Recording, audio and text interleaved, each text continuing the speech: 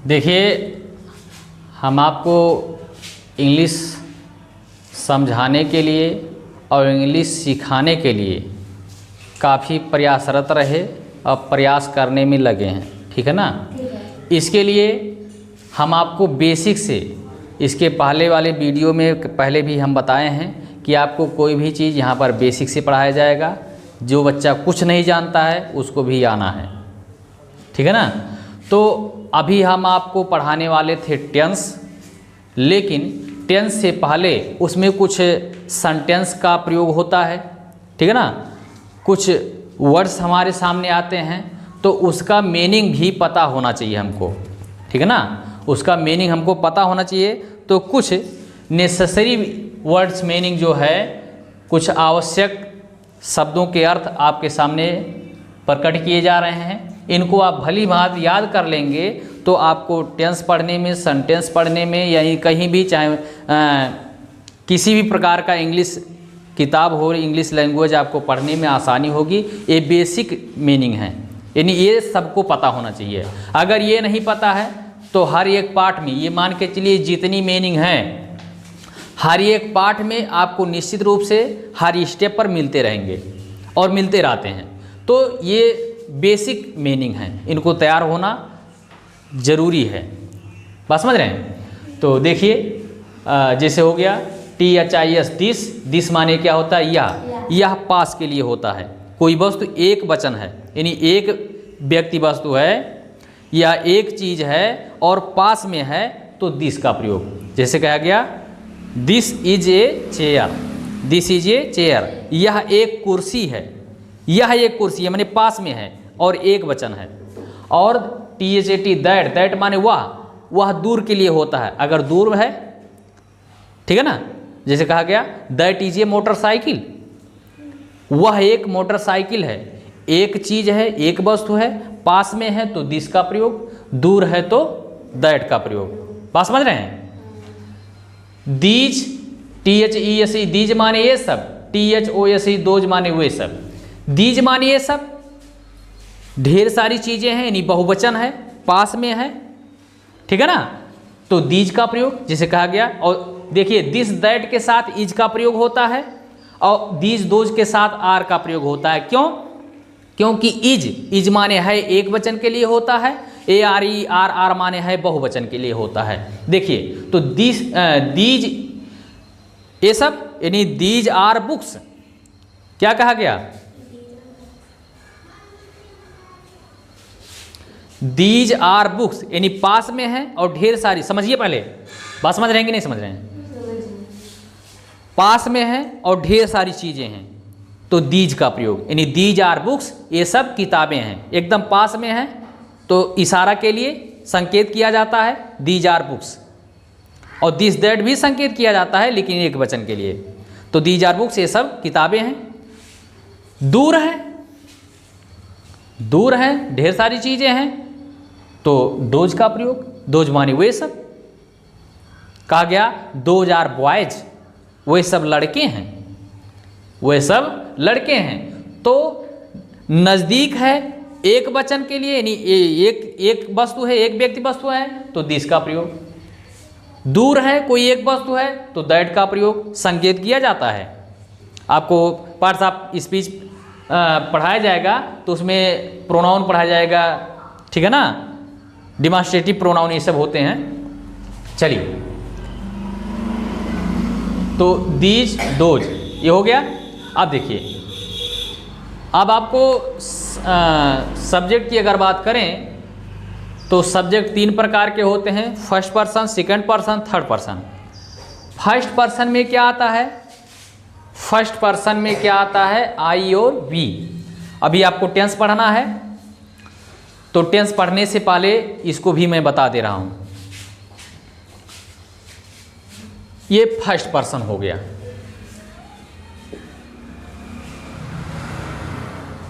First person में क्या आता है, आई और बी। आई माने क्या होता है, आई माने मैं, बात समझ रहे हैं। आई माने मैं और वी माने हम।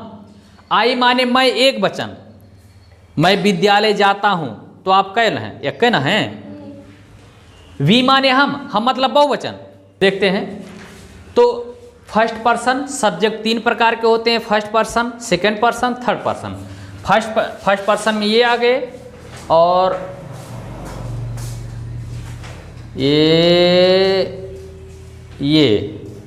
ये होता है सेकंड पर्सन,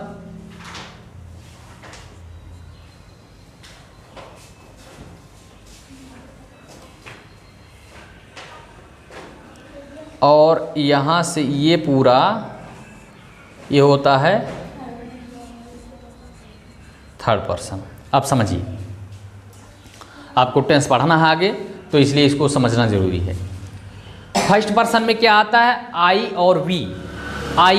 आई माने मैं एक वचन होता है, और वी माने हम बहुवचन होता है। यानी बहुवचन के लिए कहा गया वी आर बॉयज, हम लड़के हैं, हम सब लड़के हैं, तो वी मतलब बहुवचन हो गया, तो आई एक वचन और वी बहुवचन। सेकंड पर्सन में मात्र यू आता है। सेकंड पर्सन में क्या आता है, यू माने तुम या आप। यू जो होता है एक वचन बहुवचन दोनों रूप में प्रयोग किया जाता है।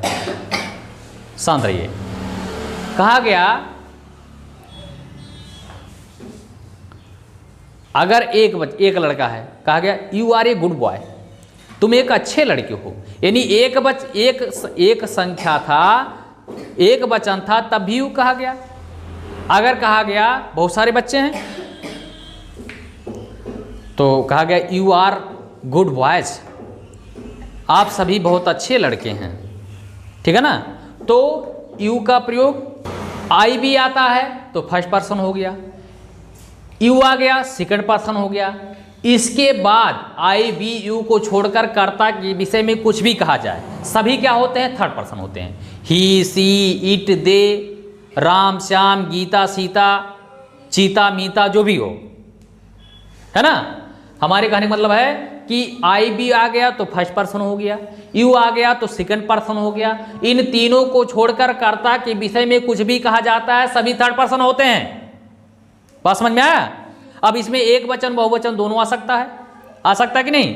इसमें एक वचन बहुवचन दोनों आ सकता है। जैसे ही माने वह पुरुष के लिए एक वचन के लिए प्रयोग होता है, ही माने वह पुरुष के लिए प्रयोग तो होता है, लेकिन एक वचन, 2 3 4 पुरुष नहीं।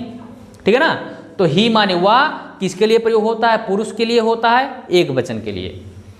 यस एच ई सी माने वह स्त्री के लिए प्रयोग होता है, ये भी एक वचन, एक स्त्री, 2 3 नहीं। ठीक है ना। तो ही माने वह एक वचन पुरुष के लिए, सी माने वह एक वचन स्त्री के लिए, और इट माने ये निर्जीव के लिए होता है, ये भी एक वचन है, बहुवचन नहीं है ये। ठीक है ना। और दे माने वे, THE, दे माने वे। बाकी किसी व्यक्ति का नाम है तो आप तो पहचान ही जाएंगे कि राम है, श्याम है, गीता है, सीता है, रीता है क्या नहीं है। तो जो भी है, जैसे बॉयज हो गया, गर्ल्स हो गया, बॉय हो गया, गर्ल हो गया, डॉग हो गया, यानी जितने भी कर्ता के विषय में जो भी आएगा, अगर कर्ता कहीं किसी वाक्य में प्रयोग किया गया है तो वो सभी किसके अंतर्गत आएंगे, थर्ड पर्सन। बात समझ रहे हैं ना। तो आई भी फर्स्ट पर्सन हो गया, यू सेकंड पर्सन हो गया। इन तीनों को छोड़कर कर्ता के विषय में कुछ भी कहा जाता है, सभी क्या होंगे, थर्ड पर्सन होंगे।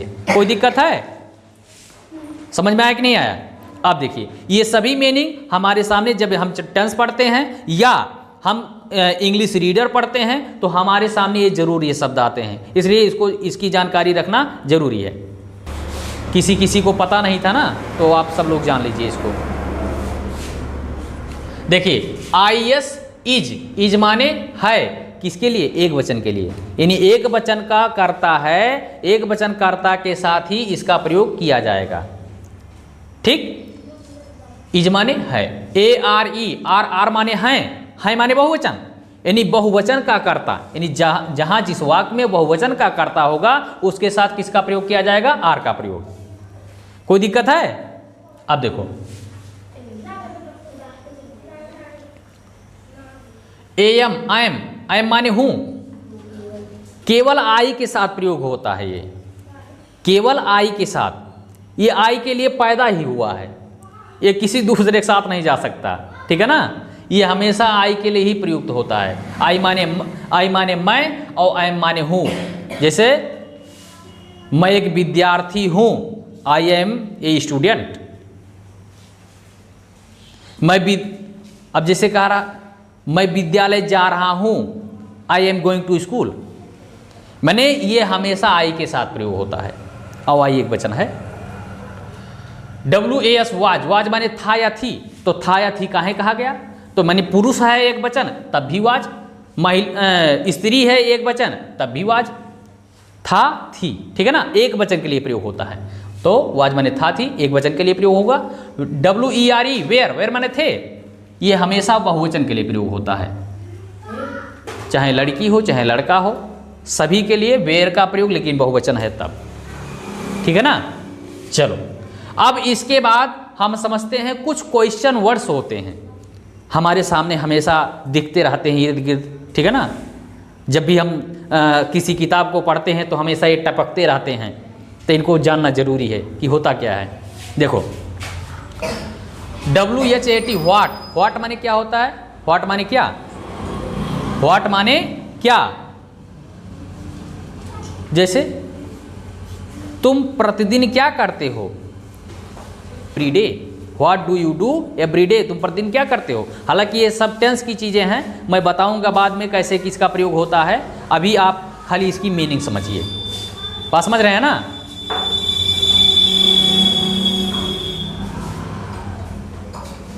देखो WHERE व्हेयर, व्हेयर माने कहाँ या जहाँ, अगर वाक्य में पहले प्रयुक्त होता है तो इसका अर्थ कहाँ होता है, अगर वाक्य के बीच में प्रयुक्त होता है तो इसका अर्थ जहाँ हो जाता है, ठीक है ना। जैसे कहा गया कि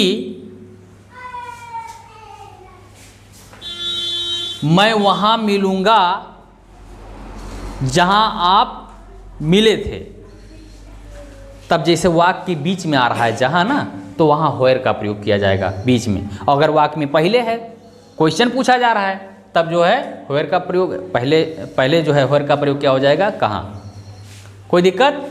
अब देखो WHEN व्हेन, व्हेन माने कब या जब, वाक्य में पहले प्रयुक्त होगा तो व्हेन का अर्थ होता है कब, वाक्य के बीच में प्रयुक्त होगा कहीं तो इसका व्हेन का अर्थ हो जाएगा जब, तो कब या जब। WHY व्हाई, व्हाई माने क्यों, ये भी प्रश्न पूछने में किया जाता है। WHO हु माने कौन, HOW हाउ, हाउ माने कैसे, WHOSE हुज, हुज माने किसका, WHICH हुज माने कौन सा। मैं इसका प्रयोग बताता, लेकिन अभी आपको टेंस पढ़ना है और सेंटेंस पार्ट्स ऑफ स्पीच पढ़ना है, तो पार्ट्स ऑफ स्पीच जब आप पढ़ेंगे तो उसमें पूरा डिटेल ये बताया जाएगा। अभी इसकी मीनिंग हम बता रहे हैं, आप इसकी मीनिंग समझ लीजिए, ठीक है ना। इसके बाद आ गया NOW नाउ, नाउ माने अब, समय की बात करता, अब या कब, ठीक है ना। अब THEN देन, देन माने तब, और BEFORE बिफोर, बिफोर माने पहले, एगो माने भी होता है पहले, बिफोर माने पहले, AFTER आफ्टर, आफ्टर माने बाद में, ये समय की बात होती है, कब पहले की बाद में, है ना। इन माने में, यानी मान लीजिए पक्षी पिंजरे में है, पक्षी पिंजरे में है तो वहां इन। इनटू माने में गति अवस्था में, ठीक है ना, वह तालाब में तैर रहा है, तब वहां इन का प्रयोग नहीं होगा, तो क्या होगा, he is swimming into the pond, into the pond, तब वहां जल में बैठा नहीं है ना, जल में बैठा रहेगा सांसें रुक जाएंगी, और तो इसलिए यहाँ पर इनटू यानी गति अवस्था में रहता है, वो तैरता रहता है, चलता रहता है, कूदता रहता है उसमें, ठीक है ना।